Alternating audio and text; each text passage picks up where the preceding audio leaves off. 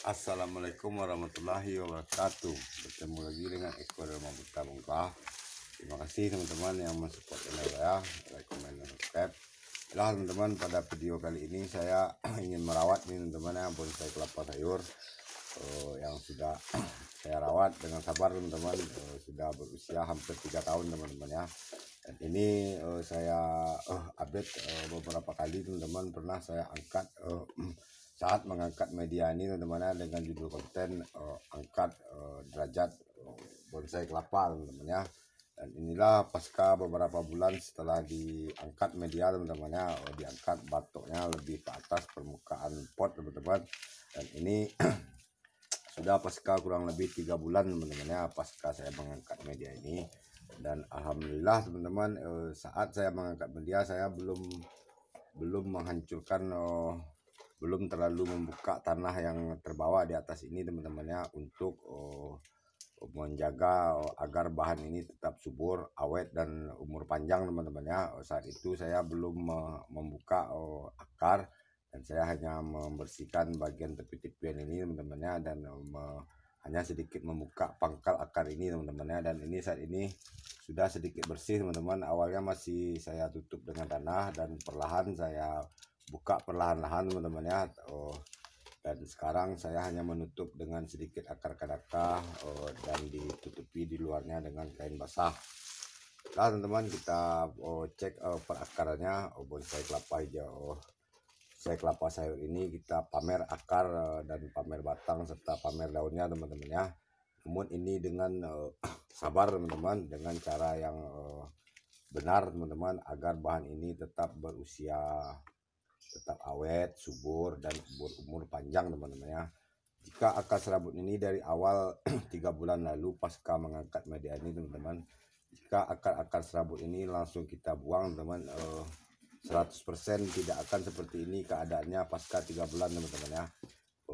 Kemungkinan tidak akan bertumbuh lagi, meskipun dia tidak akan langsung mati teman-teman ya. Dengan kita langsung membersihkan akar serabut ini, bonsai kelapa ini memang tidak akan langsung mati, namun pertumbuhannya 100% pasti terganggu teman-teman ya, dan dia tidak akan subur lagi. Untuk ini teman-teman, setelah saya membuka ground dan mengangkat media, kita bisa lihat akar serabutnya teman-teman ya.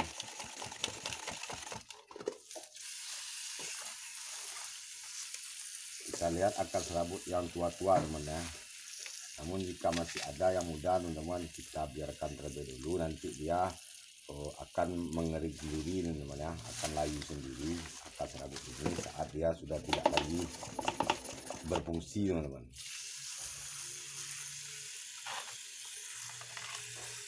Ini baru pasca mengangkat media teman-teman, baru ini yang saya bersihkan akarnya teman-teman ya, karena saya ingin membuat bahan bonsai kelapa saya berumur panjang teman-teman.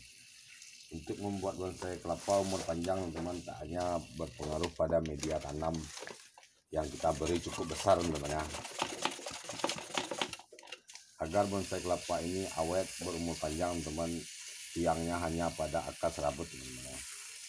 Sebesar apapun media tanam yang kita berikan teman-teman, jika akar serabut tidak mampu mencari makanan teman-teman, dia tidak akan hidup panjang teman-teman ya. Intinya untuk berumur panjang ini teman-teman, akar serabut intinya teman-teman ya, agar bahan ini tetap awet, subur teman-teman ya. Untuk itu, jika kita ingin memprogram akar teman-teman, kita jangan terburu-buru membersihkan akar serabut yang ada teman-teman ya.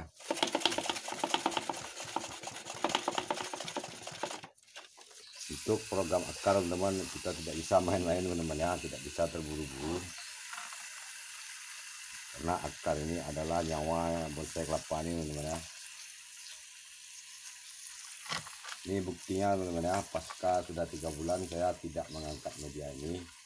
Bahkan pertumbuhannya jika kita tidak kita sayat tapisnya ini teman-teman, mungkin dia akan besar seperti pohon di alam teman-teman ya. Cukup teman-teman, sudah kita bersihkan sedikit, kita lihat akarnya teman-teman ya.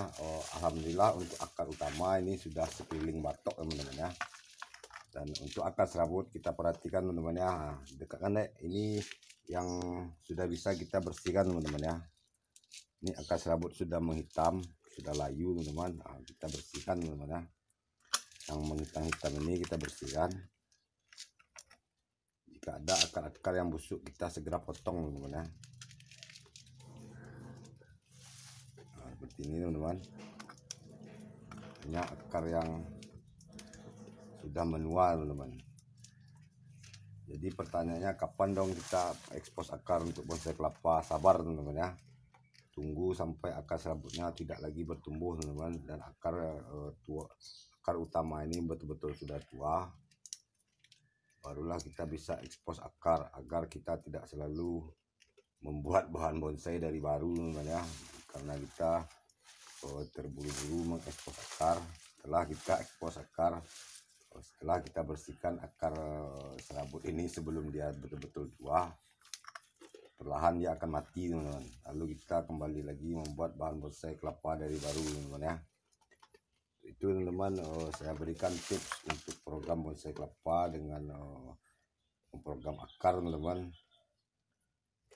Tidak bisa kita hanya pedoman pada daun teman ya. Oh, dia sudah pecah daun, sudah bisa diekspos akar. Tidak teman-teman, ini sudah full pecah daun teman-teman ya. Namun saya tetap memprogram akarnya, karena akar bonsai kelapa ini tidak dari tunas tidak akan langsung rimbun seperti ini teman-teman ya. Dia bertahap. Nanti jika ada akar yang sudah tua teman-teman, dia akan mati. Namun jika dia dirawat dengan bagus, dia tidak akan busuk teman-teman. Dia masih bisa kita pajang. Seperti ini, sepertinya ini akar oh, ini akar terputus satu teman-teman, namun tidak bercabang teman, namun dia masih hidup nih, dengan akar serabutnya masih tumbuh teman-teman ya. Ini akar cabang 2, akar cabang baru teman-teman, dan ini akar sepertinya akar terbarunya teman-teman. Ya teman, sepertinya belum banyak akar serabut yang menua teman-teman ya, bahkan akar serabut yang baru-baru ini baru tumbuh. Nah ini jangan kita bersihkan terlebih dulu agar dia cepat mengering sendiri akar serabut ini teman-teman. Ini nanti cukup kita tutup dengan kain basah teman-teman ya, dan sesekali kita jemur akar ini di cahaya matahari pagi saja teman-teman, agar akar-akar serabut ini cepat mengering teman-teman ya. Namun tidak kita buang paksa teman-teman ya. Bisa kita buang paksa nih teman-teman, kita bersihkan lalu kita pamerkan. Namun resikonya 99% teman-teman, bahan ini akan drop teman-teman ya. Dia akan stres dan lama-lama dia akan hidup segan, masih tak mau teman-teman ya. Lalu teman, kita beralih kepada apanya ini, batangnya. Inilah batang teman-teman, ini batang alhamdulillah asli teman-teman ya. Ini batang sebenarnya sudah tinggi nih teman-teman. Dengan kita memprogram akar, ini akar cabang ini 2 ini teman-teman tumbuh di antara batangnya teman-teman ya. Nah, ini batangnya sudah sepertinya sudah 4 jari ketinggiannya teman-teman. Nah teman-teman, sedikit kita lihat ini bekas-bekas pruning yang lama. Inilah batang bonsai kelapa yang seperti mirip di alam teman-teman ya. Tidak ada lagi kita menemukan sisa pelepah yang dipotong teman-teman ya. Tidak ada lagi sisa pelepah pruning. Karena jika masih terlihat di antara batang ini sisa pelepah, bekas sisa pruning, itu terlihat seperti bahan bonsai kelapa yang diakali teman-teman ya. Misalnya pelepah itu rusak, atau daunnya gosong karena hama, atau rusak teman-teman, lalu kita pruning dan nampak sisa pelepahnya teman-teman ya, kuncup sisa pelepahnya. Itu sangatlah lucu teman-teman ya. Karena pohon kelapa di alam itu teman-teman, pelepahnya rontok karena memang sudah tua teman-teman ya. Tidak pernah kita temukan pohon kelapa di alam itu batangnya ada sisa pruning pelepah teman-teman ya. Bahkan jika sebelum pelepahnya jatuh teman-teman, daun yang tua itu terkadang masih menggantung teman-teman ya. Nah, jika kita memprogram bonsai kelapa masih menyisakan potongan sisa pelepah, itu sangatlah lucu teman-teman ya. Itu kan bisa terjadi karena takut menyayat teman-teman ya, sehingga saat bonsai kelapa ini daunnya sudah lebih dari 4, 5, dan 6, kita tidak bisa lagi menyayat tapisnya teman-teman, lalu terpaksa di pruning teman-teman ya, daun yang muda, pelepah yang mudanya. Nah, itu seperti terlihat sekali bonsai kelapa yang bermasalah dengan penyayatan teman-teman ya. Seperti ini teman-teman, meskipun dia pangkal-pangkal batang ini sedikit menghitam karena saat sisa menyayat ekstrim, terkadang dimakan hama ataupun tertusuk oleh mata pisau teman-teman, sedikit menghitam. Namun inilah yang ekstrim teman-teman ya. Inilah sepertinya bonsai kelapa gaya seperti ini teman-teman, sangat langka teman-teman ya. Sepertinya saya lihat di media sosial rata-rata itu pelepah, kuncup, daun sepi teman-teman ya. Itu saya berikan tips dan inspirasinya teman dengan metode sayat ekstrim. Saya galakkan metode sayat ekstrim agar bonsai kelapa kita ini tidak culun teman-teman ya.